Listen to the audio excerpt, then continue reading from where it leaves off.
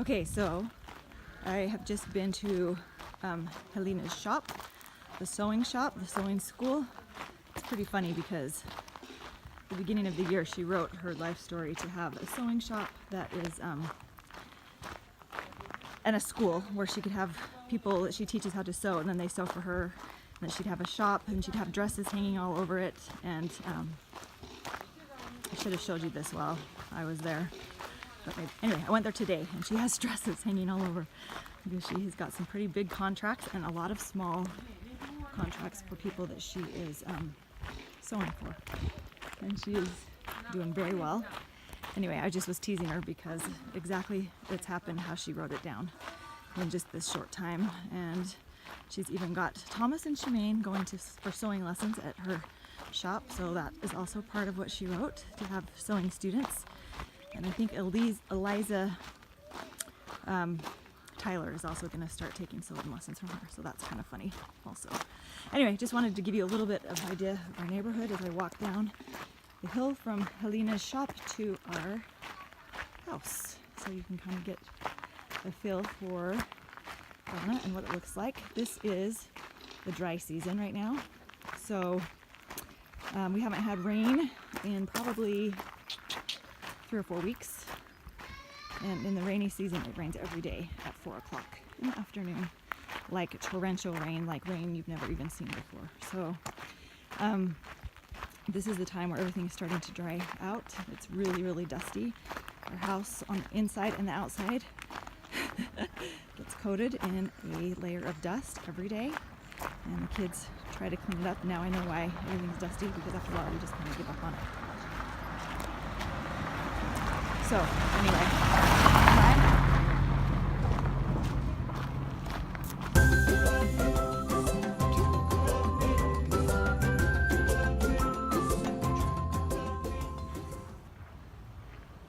Hello Fosters, this is the Rogers. This is your tour, Lifestyles of the Rich and Famous anyway.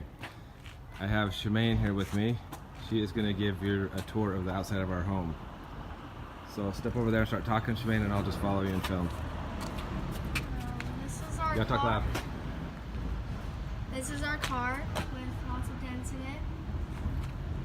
It's a beauty. Has a flat tire currently, but we're working on getting that fixed today. Okay, so come around the van and show us. That's our dumpster. No house is complete without a dumpster. And some bushes and some dead grass in there. Check out the battle scars on this thing. And our water hose.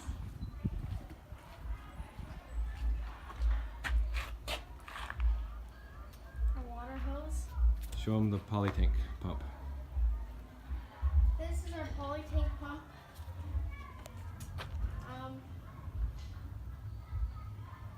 It pumps water into our house from a big tank on the roof.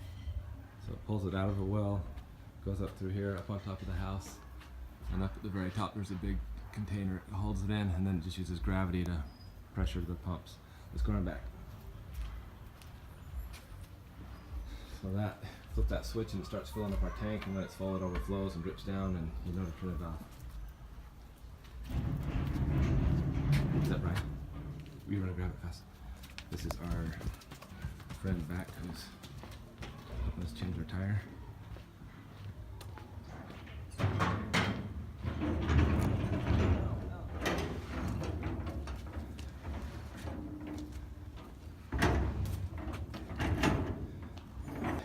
Into our backyard. She's going to show us the basketball court,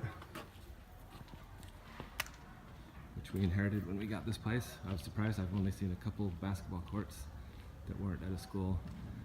And as you can see, this guy has had better days. When you shoot a basket, the whole thing wiggles. It's like made out of cloth. It's so stretchy. Tell us about these lines. So you wash your laundry with soap first in a bucket, then you put it in a rinse bucket and swish it around and get all the soap out and then hang it. Good Those job. don't look very clean. Come show them our washing machine. This is the new backboard Becky got me for Christmas and a new rim. So we're gonna next week look at fixing this and having a real hoop that's hopefully regulation and not 8.5 feet. This is our laundry machine. How does it work? Put some soap in and fill it with water, and then you do your laundry and you scrub it. All right, where's Arthur?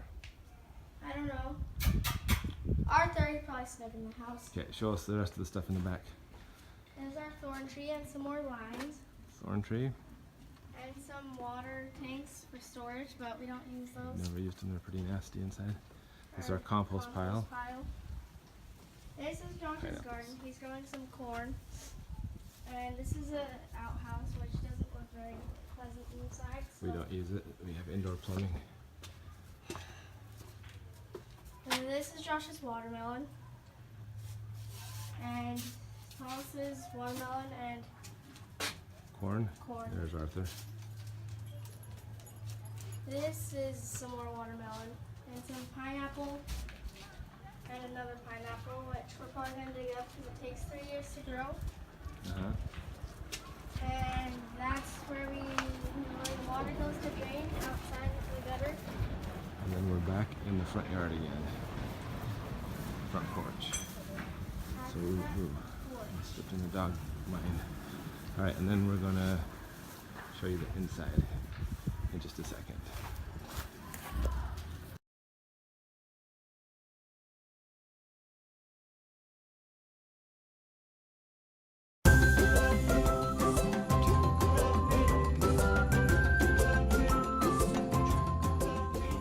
Inside. We're in the garage right now. Josh is going to lead the tour downstairs. Our hallways are kind of dark. We're going through the catacombs in some of these rooms. Let's start in the family room and then we'll just do the side bedrooms. In India, it's the family room. It's really dirty. Then we have a little dining room where we usually eat. Yeah, talk loud, they can't hear you. It's messy because we had a party yesterday. Proof of the messiness. Dishes. No, look at the mud on the floor. There's our family pictures. So this is technically the front porch, and there's a couple set of doors that come in here. And we have the upper balcony that looks over. Bathroom. Flip all lights on. Okay, so in this bathroom, it's a 3-parter. This is the shower. And the shower's not heated, but you don't really need it because it feels good to take a warm to cold shower every day. It's never really cold. It's not like hopping in a lake in Europe or anything. Bathrooms are all like this. Toilets. Probably nothing you haven't seen. Alright, so here's the bathroom. Door handle breaks off every time. Lots of things break. Always fixing stuff. We're supposed to be fixing broken stuff. There's a guest room. Darker before. This light does absolutely nothing. Yeah. Here's another bedroom for guests. We get another bed in here, but all the rooms, most of the rooms have ceiling fans, just to get some circulation because it gets pretty hot and stuffy. Here's another guest room. It's always like 85 degrees and humid year round. We're in the dry season now though, so everything's really dusty and dry. These are Tyler toothbrushes. Okay, so another guest room here. We're going to go to the more fun, exciting part upstairs in a second. This is the back porch where I just showed you the laundry stuff that Shemaine showed us on the tour. Okay, then we go into the kitchen. We brought a lot of appliances with us. It's almost light. Yep. Not on? Okay. Nice. There's your fluorescent light with the dangling one. This is what happens when you call the electrician to fix your light. He just pulls that cord and puts in the light. Kind of random. Okay, so here is our pantry. We splurged this week and got some cold cereal. But the stuff we eat, mostly we got rice, some beans. We brought some cake mixes and jellos and stuff with us to celebrate. Some radioactive macaroni and cheese powder, so we can do that. Lots of spices we put on stuff like our macaroni, rice, flour, beans. The eggs, they don't refrigerate eggs, so you just buy them kind of like living on a farm. They're just kind of dirty-ish. They never refrigerate them, and they're just sitting there. We're distilling some water. We brought a distiller. So this is what our fridge usually looks like. Actually, it doesn't usually look full like this. We had Christmas yesterday, so we got lots of leftovers. But this is a fridge and a freezer. This has these little compartments here, different stuff. Show them a fan ice on the bottom. So the ice cream here, it's kind of like astronaut food. It just comes in a little tube, and you bite off or cut off the end, and you squeeze it out as it melts. So that's how all their, not all the ice cream, but they sell it on the streets all over the place, different flavors. We put that back in the back. Here's the kitchen. Let's go ahead. We have a water filter we use, and dishes by hand. We have 4 dishwashers though. They work hard every day, and they complain a lot though when we make them do the dishes. Okay, let's go upstairs.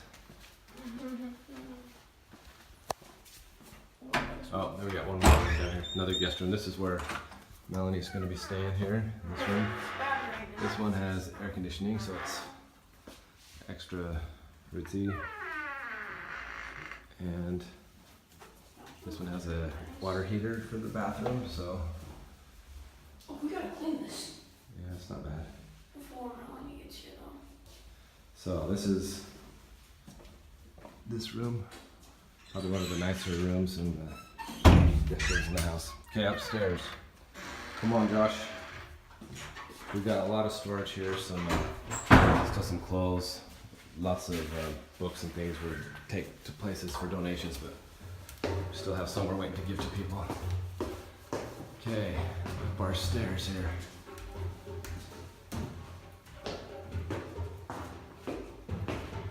You can hear the native drums in the distance. We're in dangerous territory here. All right, so we got our keyboard. Turn the lights on, guys. Shemaine got this for Christmas, and she's pretty good at it. Let's play a quick little thing. Really fast. 5 notes. All right. Got our Christmas trees. Let's go out on the porch really quick, Josh, and show them. I know. So we're gonna give you an idea of the dust. This got swept 2 days ago, and it's just covered in the dirt. But you can see here, it's called Harmattan, which is the dry season in the Saharan desert. Just for months, just blows south, all down here to the coast of Guinea, all down to Ghana. And so it's just dusty, everything. Like at the end of the day, everything's just covered with red dust, plus there's not paved roads, and so it's like going 4-wheeling in Moab. Just all this red dirt everywhere. During rainy season, it washes it off. It's not nearly as bad, but it's really dirty this time of year. Okay, so back in, we've got another bathroom. Sorry, squeegee door. It's the kids' bathroom here. And we brush our teeth with bottled or bagged water so we don't get sick, hopefully. This is the girls' room. We got double bunk beds, so when they have guests or whoever over, there's plenty of room in here. Lots of fans. They're your best friend at night. There's no AC in here, so these fans are always blowing on you to keep the mosquitoes off and keep you from getting too hot. In the boys' room, they got their fans positioned on their beds. It's really messy now. Actually, they're pretty clean. Usually there's just a couple things on the floor, but they are pretty clean boys. One more balcony we'll show you. It's kind of nice to sit out here and in the morning. They're building some new apartments over here. And this is kind of funny. We got a pretty nice bathroom in here. But this is what makes me laugh. We have a jacuzzi tub, and then the shower.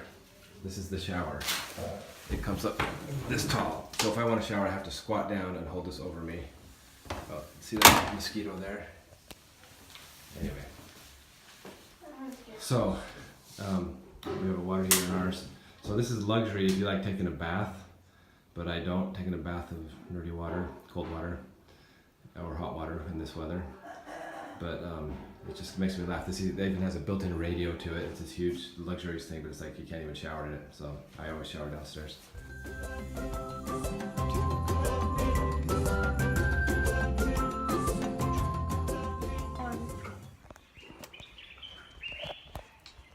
We're going to tell you a story about our dog named Arthur. So, one morning he came in our compound when we opened the gate to let the boys out for seminary, and he was limping on. He had owies, and one of his legs was broken, and he was starving and super skinny, and you could see his rib cage. So, and he wouldn't go out, and fleas and bugs in his fur. And he wouldn't go out, so we gave him some food.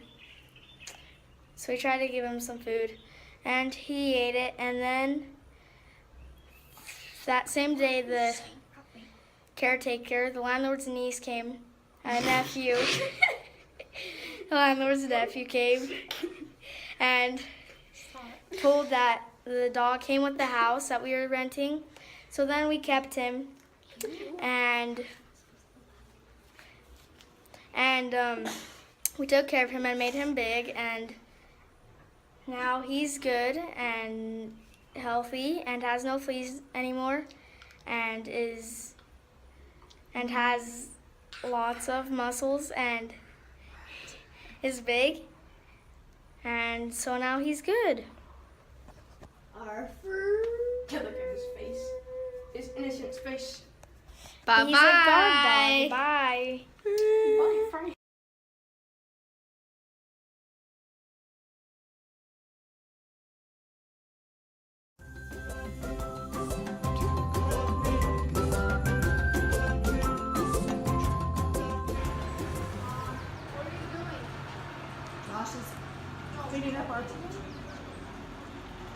Josh is cleaning up our front balcony. We thought we would give you a little taste of what our neighborhood looks like from out our front window.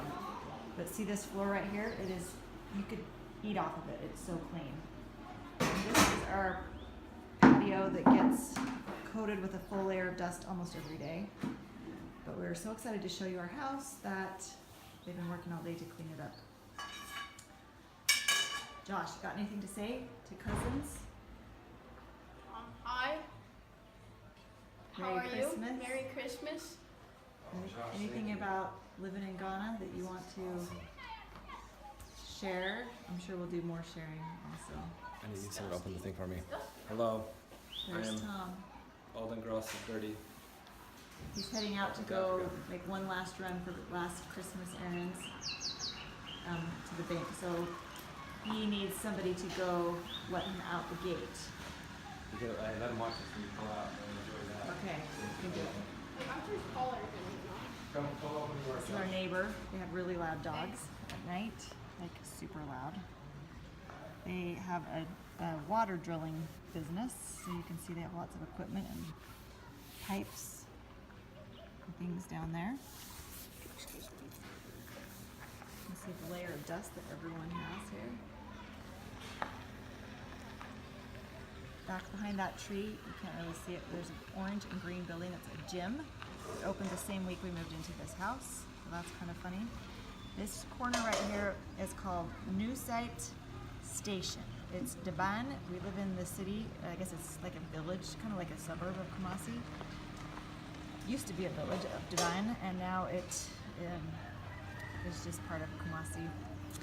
But it's our neighborhood that we tell people where we live, and this, whenever there's like an addition to the city, they just call it New Site. So we don't really have an address here. When people want to know where we live, we just tell them we live in Daban New Site, which means it's a new place.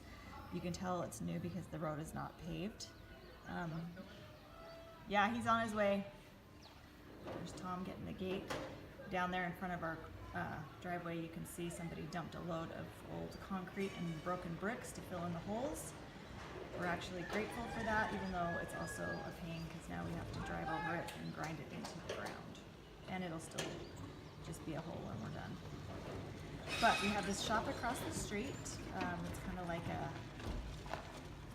a 7-Eleven convenience shop. When we need little things last minute, we can just run across the street and grab it. Let's see if I can show it to you.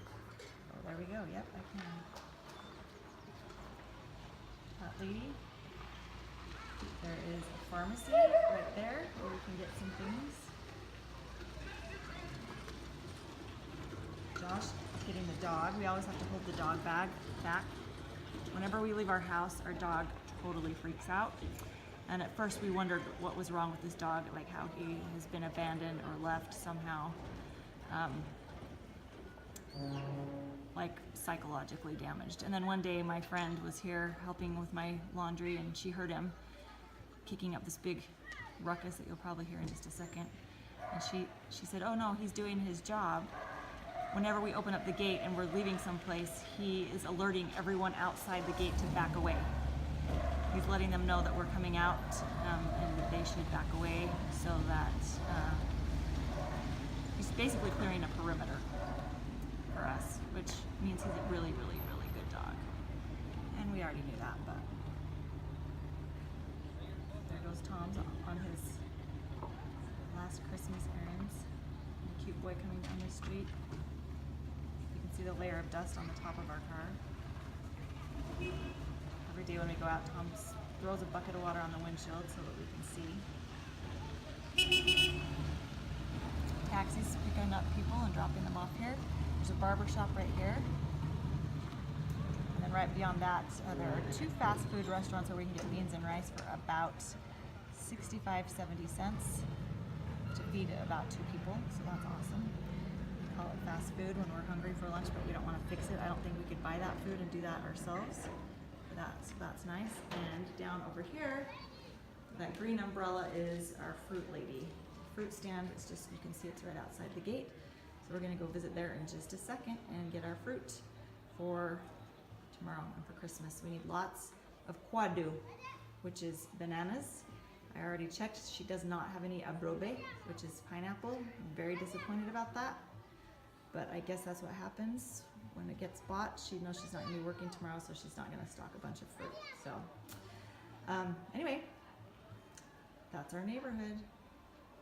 Oh, but check out the skyline. I hope you already did, but just to give you an idea. That is Kumasi. And as you can see, the air is terrible. Terrible. And that is because it hasn't rained for so long. And we're in the middle of Hamatan, which is when the sand and the dust blows across the continent of Africa from the Sahara Desert, which is why we get coated in this layer every day. So some of it's pollution, some of it is just dirt and dust, and the problem is that it hasn't rained in some time. Usually it rains every day, and so the air gets cleared out nicely, but not in this season. So it kind of reminds me of the inversion that we have in January in Utah, only it's not cold.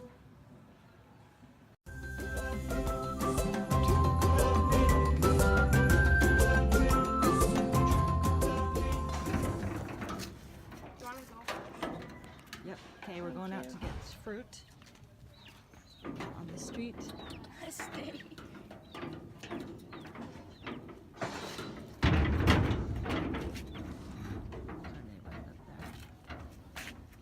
How much bananas are we getting?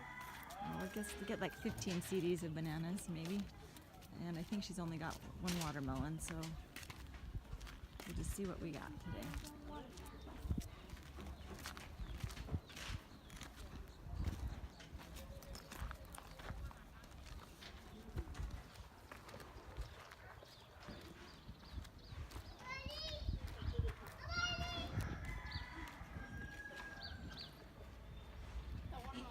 Not here yet, so we'll have to wait for just a second.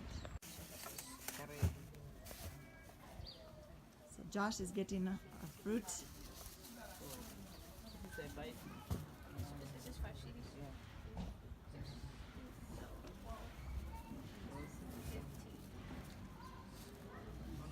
I've only got 28. It's 28. that's 28. Okay, that's good. Yeah, 28.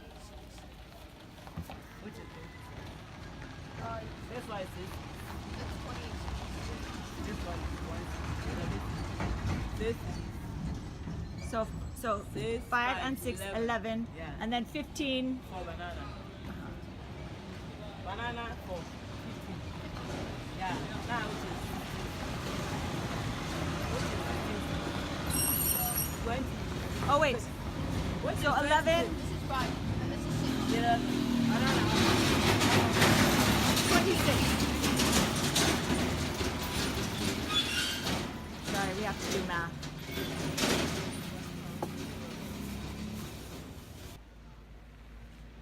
We have to get a lot of kwadu.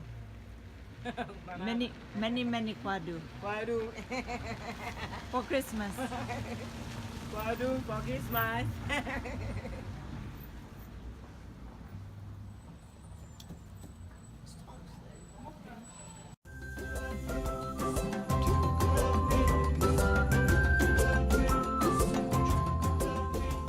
Ready? Okay, so what is this? This is our drinking competition. We have Rogers and Tyler. We're drinking hold on. water. You're gonna call it? Okay, you call it. All right, Christmas 2018 Oh, you guys gotta drinking scoot over, I can't competition see in you. Ghana. Every child has a plastic sachet filled with 500 milliliters of the best liquid known on earth. Sparkling water. Sparkling ice. And I think it's time to go. 3, 2, 1, go! Who can finish first? Oh, But you oh, What? Goodness. wow. Okay, that was a big squeeze. All right, we still have people rounding the corner, heading for home. Here we You're go. wearing something. Finish That strong. doesn't count. I'm on that. If it starts coming out your nose, Okay, my stomach. you might be accused of cheating. Uh-oh, Eva's cankersaurs are hurting. Oh, Miriam's, do you have appendicitis? Are you okay? I'm Is she really okay? full. Is she really all right? Yeah, she said.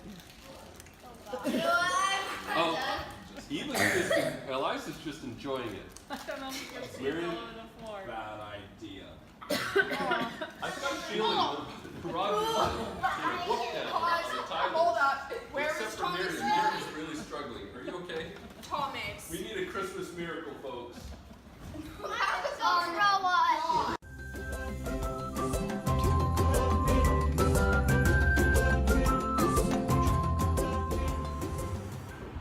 So earlier today, Tom and I went to go meet with a man who is going to be coming to literacy classes here. He and his wife. They both have expressed interest, so we went to go invite them personally. They're excited to start. This week is Christmas, and then we're going to Accra for the rest of the week. So this is probably the only day this week that the Literacy Center will be open, and then starting next week, we will start into our adult classes, our mom school, and also Academy for Dads. Classes for adults to come and be able to learn alongside their children. This is family education, and I just wanted to share quickly a story about. I think some of you may know we've been working with an orphanage here just a little bit. We've just recently met them. Our friend the Tylers, their family has been working there more on a full-time basis, and so it's always helpful to have someone on the ground to see what's really happening. But a few weeks ago, I was talking to the director of that children's home, and I asked him a little bit about the stories of some of the children that are there, and he actually runs a school with about 200 and something children, and 53 of those actually live in the children's home. They don't have families. So I asked him about those families and those children, and it turns out that many of them in the children's home actually do have families, but they are just unable to care for them. And he told me of one woman who had come the week before asking him if he could possibly take her 5 children because she was recently widowed and can't care for them on her own. I think she has a very small business, probably selling something just on the roadside. So unable to provide their education, which is of course very important to the people here, and also food, their basic necessities. So she had asked him if he could take her 5 children, and that's an overwhelming prospect, a daunting task to take on that many at once from the same family. So he said that he would send someone to come and assess the needs and see if they could maybe help them from home. And so I asked him about these children that he has in the orphanage that are attending school. He's providing their education for them. How many of those parents are literate, how many of them are able to read, and he said none of them are able to read, which is why they're pretty much stopped in their progress of their education, and it has a profound effect on their family life as well, as you can see, if they are having to find alternative ways to care for their children and giving them away, giving them up, taking them away from home, because that provides a better lifestyle for them than if they were home. So we talked a little bit about families mentoring families and how we could support his children's home and his school with the Family Literacy Center. We were contemplating on what those options would be. He was pretty overwhelmed at the prospect of taking on the education of the parents as well as the children, and I told him that that's what we do with Families Mentoring Families. That's what we do. That's what we love to do. So any place that we can help support families in becoming more self-reliant, help them in developing businesses, mentoring them in how to make their families stronger. And we're really beginning to realize the foundational principles of literacy in self-reliance and in strengthening families. It's really a basic place to start, and it provides the foundation for the rest from there. So we are so grateful to everyone who has participated in Families Mentoring Families in this year and who has donated, that has made the things possible that we've been able to do. We have a lot more coming up in the upcoming year. I think everyone at Families Mentoring Families, we are feeling that in a big, significant way, that there is a lot of work that we can do to enable families to be stronger and more self-reliant in the coming year. So thank you so much for your support, and we want to wish you a Merry Christmas. So we will say, Avinci Pa.